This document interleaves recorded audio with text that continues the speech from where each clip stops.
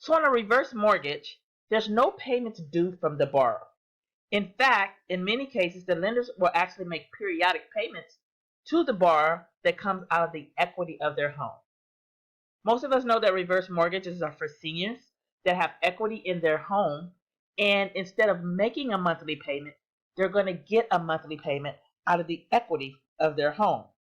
Reverse mortgages allow older homeowners to use the equity in their homes to meet the expenses of living and to pay for some home improvement. For reverse mortgages, loans are available to borrowers that are 62 years of age or older. So you have to be at least 62 to qualify for a reverse mortgage. Also, the borrower must live in his or her property. Most individuals that get a reverse mortgage, they receive their money the 10-year method. Not really lump sum, but the 10-year method. 10 years simply means payment over time. And when a person gets a reverse mortgage, they actually want to get a monthly check instead of making a monthly payment. That's called the 10-year method. Also, in a reverse mortgage, you have to know what increases and what decreases. In a reverse mortgage, the balance of the loan rises, the equity shrinks. So the balance of the loan grows, the equity in the mortgage shrinks. Why? Because we're taking money from them each month to cover the monthly payment. On a reverse mortgage, the mortgage is payable in full when the home is sold or the last surviving homeowner passes away.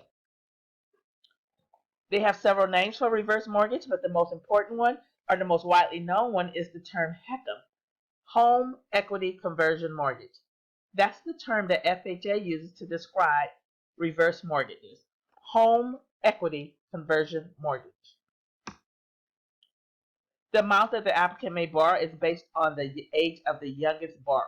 So you may have a borrower that is, because there's a table, and you can always go to the internet or reversemortgages.com, and you can look up and see how much, based on a person's age, they may or may not qualify for a certain percentage.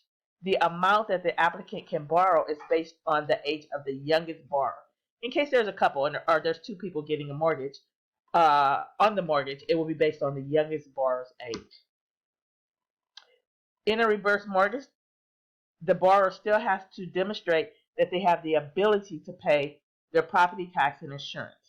If they can't handle the property tax and insurance, because those items still have to be paid on their own, the reverse mortgage will cover the principal and interest, but it will not cover the taxes and insurance. So they have to have enough money left over in their budget to cover the amount for the taxes and insurance. So there's a number of reasons why a reverse mortgage can become due and payable, meaning the reverse mortgage can be over. If the homeowner passes away, the reverse mortgage goes away. If the homeowner moves out of the house for a period of 12 consecutive months, then the reverse mortgage will go away. There's a lot of fraud in reverse mortgages, and sometimes you have homeowners that get a reverse mortgage and then they're getting a monthly check and they move in with a family or a friend member and they rent out the home. Well, that's not the purpose for a reverse mortgage. If they found out the homeowner hasn't been there for 12 consecutive months, then the reverse mortgage will be taken away. And the same holds true if a person gets a reverse mortgage and then maybe they get placed in a group home or a rest home and family members are staying in the home, not the homeowner, they're going to take the reverse mortgage away.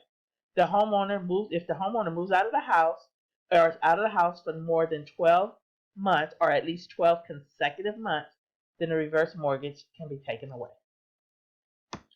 In addition, if the homeowner sells the home, then the reverse mortgage is also going to be terminated.